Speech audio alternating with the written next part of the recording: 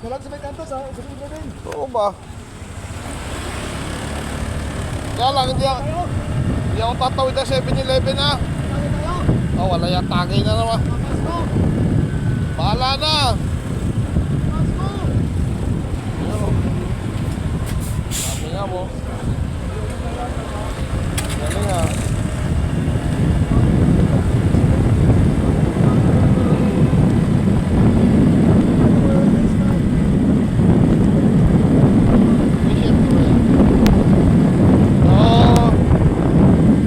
Mga boss, nagbibideo tayo. Nagbibideo tayo. Morning mga boss. At kami po yung palabas ni Bunso.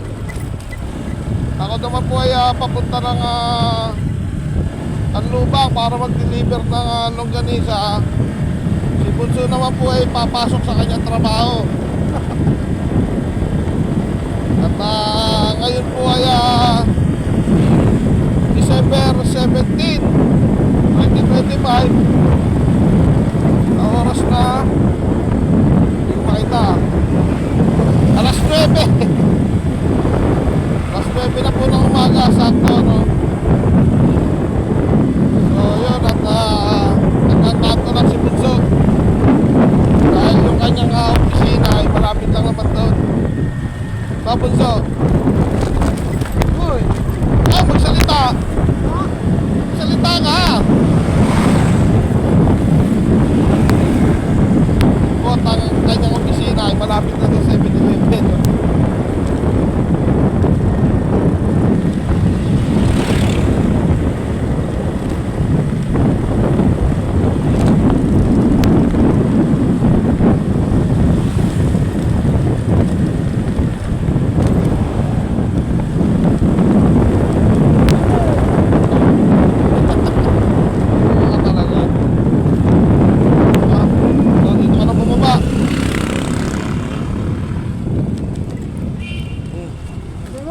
Dito ka na bumaba, ayan dyan o.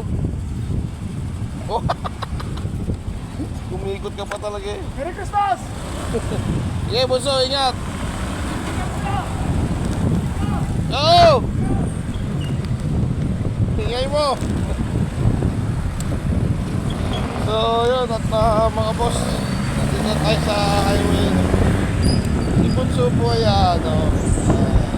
hindi ko masabi kung special o ano, pero nakakausap naman siya ng matino. Kasi tingin muna tayo, nandito yung paborito na sa mga. So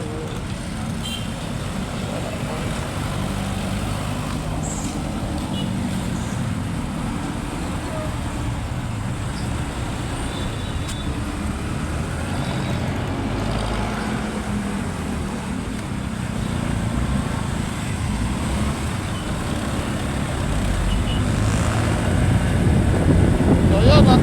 Pinakita tayo kaya maliit. So nabanggit ko nga po pala kanina doon sa hindi ko pa pala na-upload. I-upload ko po yun, mauna po muna yun bago ito, no. So yun nga, at nabanggit ko po kasi doon na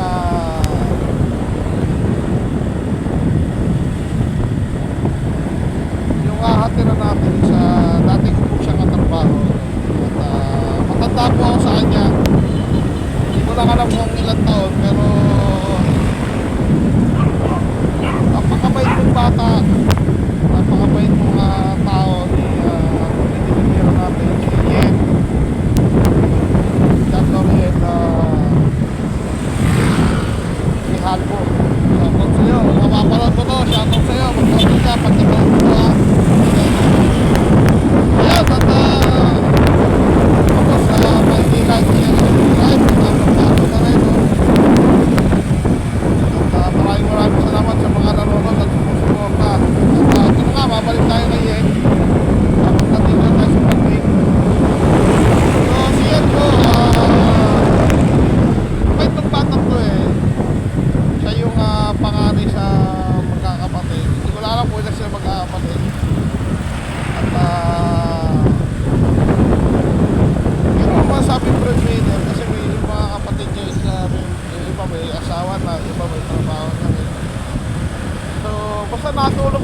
maganda eh, mabait yung bata ko.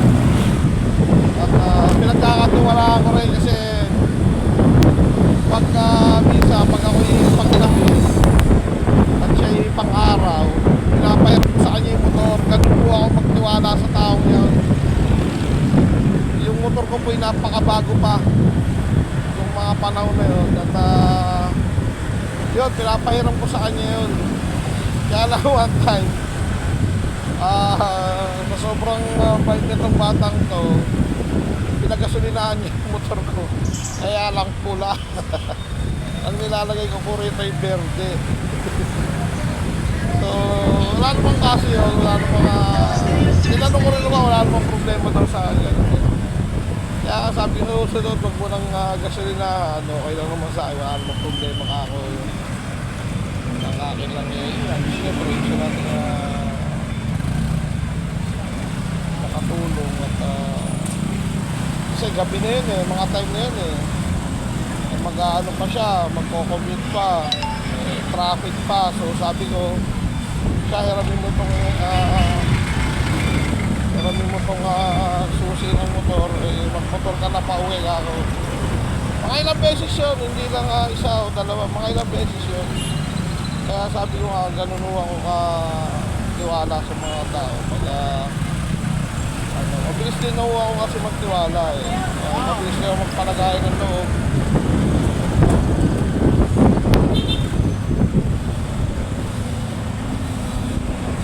So yun, no, unang pasok din sa Roberts. Tatay sa Roberts. Nauna ako sa kanya. Hindi ko sure kung ilang taon o ilang buwan. Siya nauna ako sa kanya. Siyempre bata, mabilis pa mag-adapt ng ng mga bagong matututunan ganyan. Although ako ganun din naman. Kaya lang talagang pag ayaw ko matutunan, hindi ko inaano eh. Ayaw ko talaga eh. May ganun ako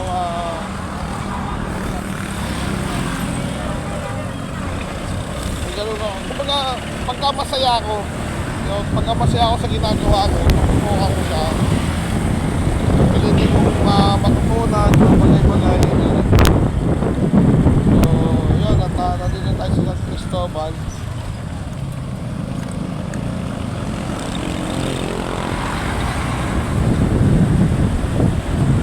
Marami akong natutunan sa kanya, no? At marami rin akong tinuro sa kanya at nakikita ko naman yung mga bata hanggang sa umalis ako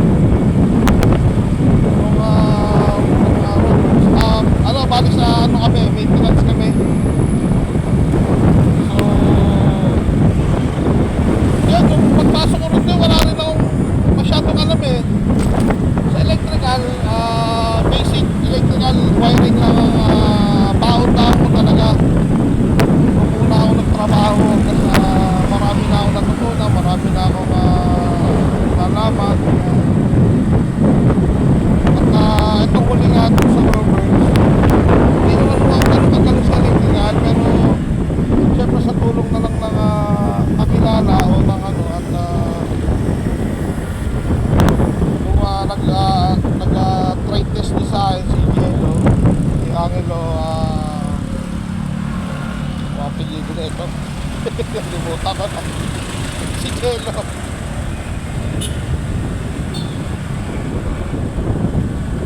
So, shoutout sa'yo, Angelo, no? Shoutout sa'yo, Angelo. Napapanood mo rin ito, mag-comment ka rin. So, yun at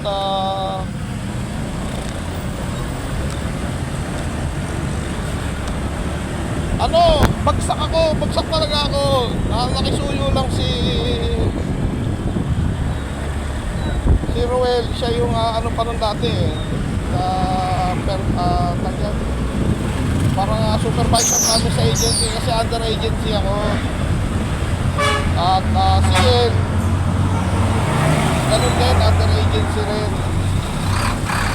So sa ngayon, ang laki ng improvement ng bata, although may mga knowledge kasi siya sa regarding sa computer. At yun, nagagamit niya rin. Magaling na bata talaga, at yun na nga, at salamat sa kanila. At yun, hindi naman sa pag-ano, tumagal ako ng 3 taon doon.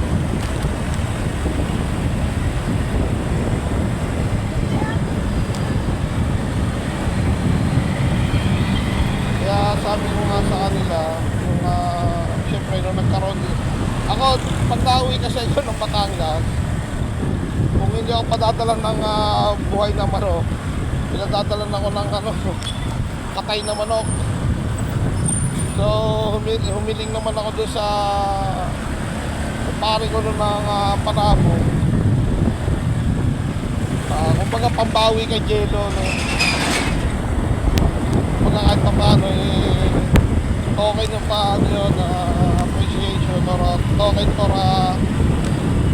pasasalamat, ganyan.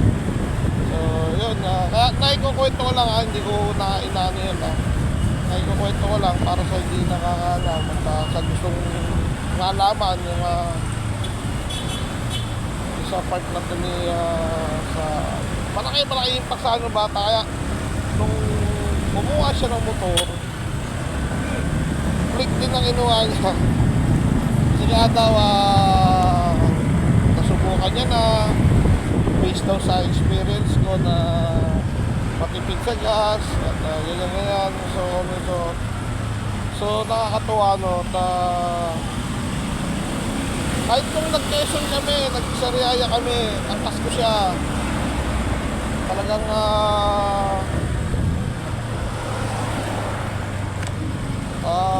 kung madadala ko siya kung saan kami pupunta, dadalhin ko naman talaga eh. Tapos nung unat huli niya punta sa bahay noon, eh may tanim pa kami kalamansi. Talagang pinagpitas ako siya kahit maliliit. Sabi ko ako, kalamat papadala ko sa'yo. Natuwa daw ang nanay niya. So yun lang at hindi ko alam, pero sa totoo lang kasi kaya rin na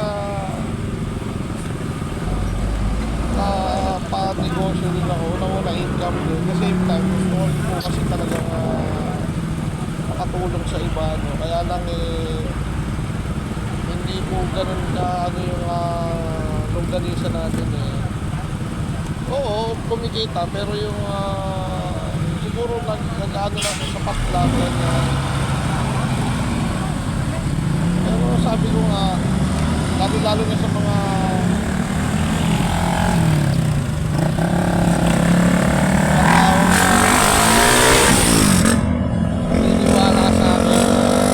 napapawian ko yung mga taong nagbibigay din sa akin. Kaya naniniwala pa rin. Ako'y nagpapasalamat sa mga ganun tao. Sabi ko nga, medyo matagal ang proseso. Hanggang ngayon hindi pa ako nakakabawi. Pero ako naman yung taong hindi nakakalibot. Parinawat na tayo mapagbigyan ng pagkakataon na mangat-angat sa buhay at magkaroon ng sobra. Tulungan ko kayo or babawi po ako sa inyo. So isa pa yun yung parang na-inspire po ako dun sa sa video ni Ma'am Ibana kanina ko lang pinanood habang nagpe-prepare ako ng longganisa. Talagang hindi ko siya mapanood matapos eh, kasi parang yun po yung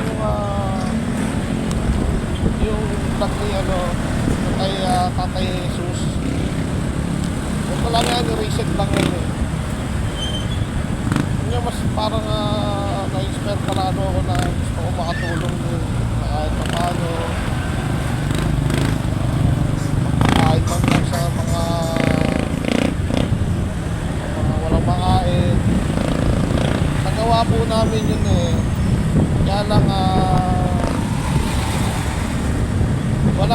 ko natuloy kasi nga sabi ko nga, hindi naman po ganun kasi consistent yung tinda nating longganisa at yung mga umu-order. Siyempre may mga araw po talaga na tumal, may araw naman na paldo, hindi ko nawawala sa negosyo yan. So yun na nga, na-inspire nga po sa kaya naiyak po ako talaga. Lalaki po ang tao kasi mababaw talaga ang luha. Kaya sabi nga nila masyado emotional na tao. Pero yun ako eh, diba? So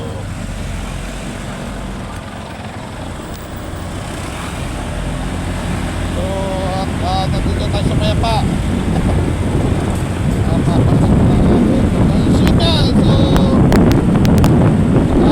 Malay mo baka ito na magkatyaga ako rito sa YouTube eh mapansin tayo at mapaano rin natin gusto ko rin naman mapabalik sa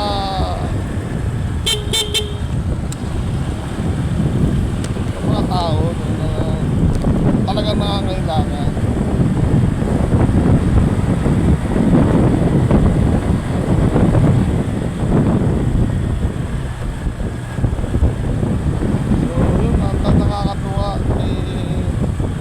Bali pinutol ko na kanina, hindi ko na makakayang tapusin at medyo maano eh. Ang napanood ko na lang vlog na yun, hindi ko alam kung ilang video na yun eh. Yung part na ano na excuse me po, yung part na ano na nagkita na yung magkapatid tapos umuwi sila ng Bicol at bumili ng lupa. Nakakatuwa naman ito mga dito.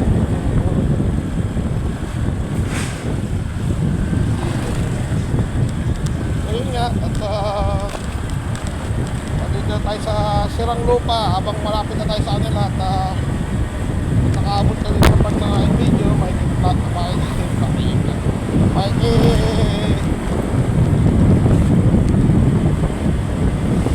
like, share, subscribe mga boss at pa-follow na rin at yun nga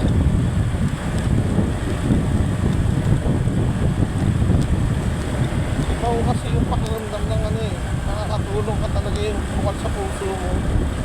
Ako gustong gusto to be honest mga boss, gustong gusto ko talaga kaya nang sa financial wala po talaga tayo ano eh nakaya na pero gustong gusto ko talagang tumuto. Hindi ko naman ako pwedeng yung negosyo ko pagtutulong ko rin yung sinasabi ko kayo malaki ang ano natin sa longganisa. Siyempre may mga binabayaran tayong bills at mga allowance si misis minsan almusal yan ako nabili, ulam sa bahay ganun din ako rin nabili. So parang ano lang, parang sabi nga isang business ang nangyayari sa akin hindi negosyo, pang allowance lang ang kinikita natin. So siyempre pagka bayad natin bills damay yung damay yung puhunan tapos mag-aantay naman tayo ulit kaya parang ano lang yan. Madalas pa doon minsan nauutang pa. So sabi ko nga hindi nga ako nag-i-stock kasi ayokong maanoan ng matinggahan kaya lang siyempre tayo alam naman natin sitwasyon ng mga tao utang ano siya.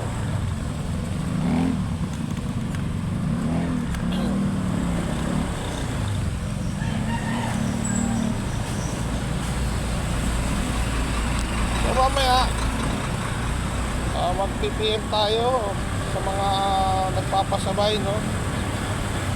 mga pagkuha ng bigas at saka grocery para sa 19 kasi po yung iba po kasi walang kakayanang pumila, magparehistro, magbuhat ng bigas na 25 kilos at grocery, no? At yung iba kasi wala sasakyan, so tayo po ay nag-offer mga pasabay, pero syempre may kaukulang bayad po yun, no?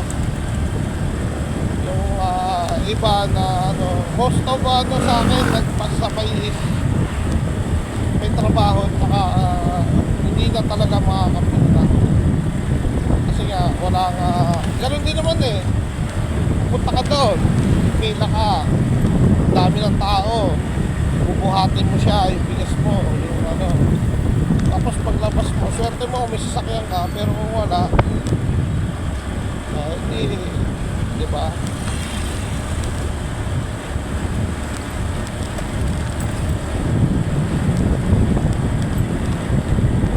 Wala ka sasakyan, mag-arkila ka, pag-iwag ka din, 100 hanggang gate lang, pati yun.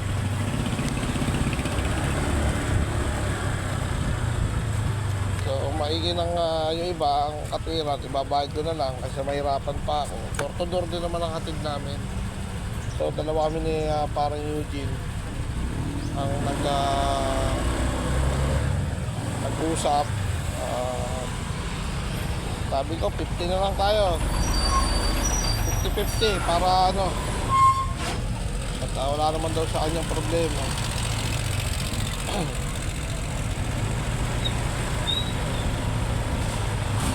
So sa 120 sa isang package at bigas tag 60 kami, tag 60 pesos.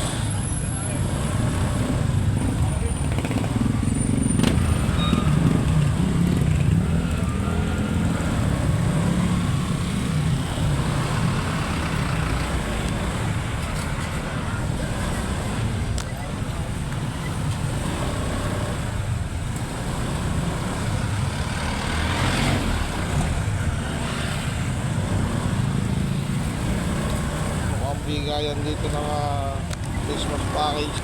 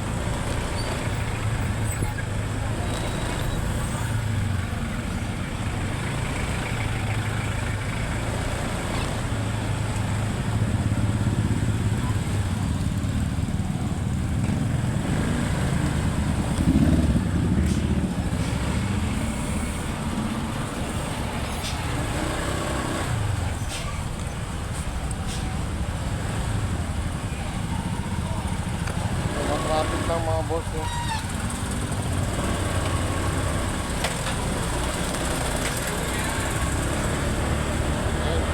Busan.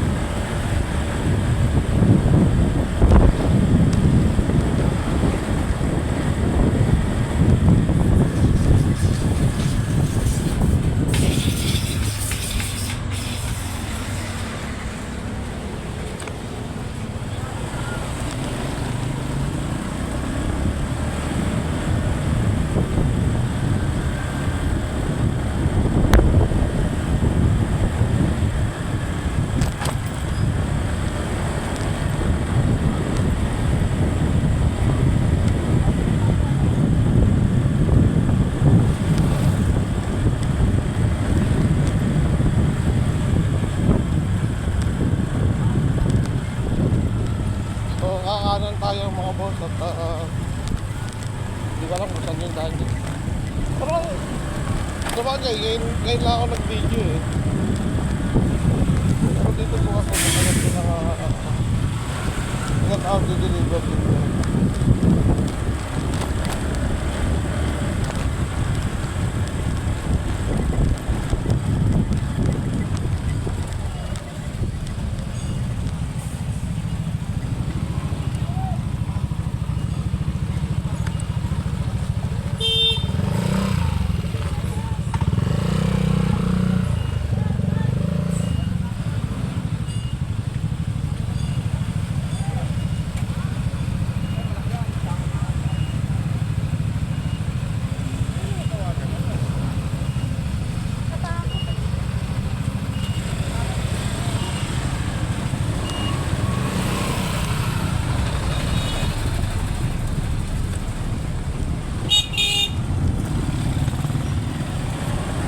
Ayun, tapos sana ano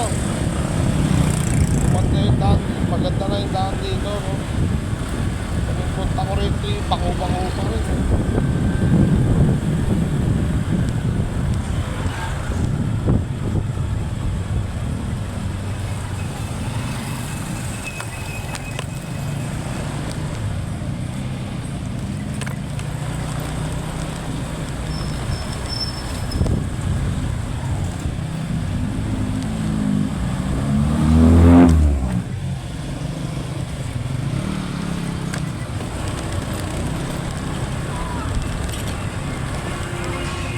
Parang walang pagbabago ang kalsada.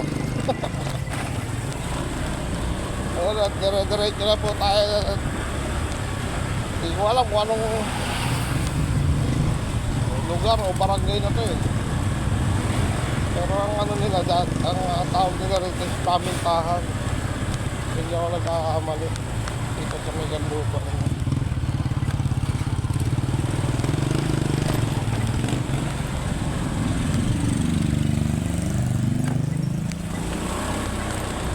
Yung kalsada walang pinagbago. Pero yung iba rin yung pinagbago. Kagaya ng ano. Yung kalapati dito dati. Yung terrace ay wala na eh. Wala na rin yung nakatira kasi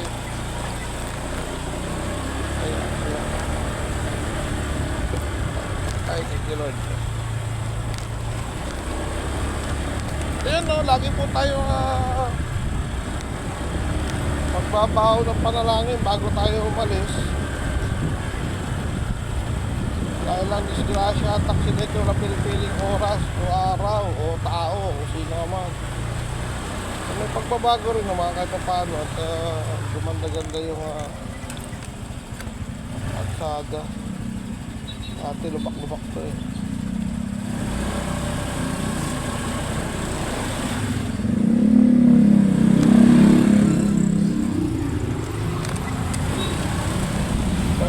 Dito hindi na maputik. Dito kasi maputik na malubak pa. So malapit-lapit na tayo ng kaunti.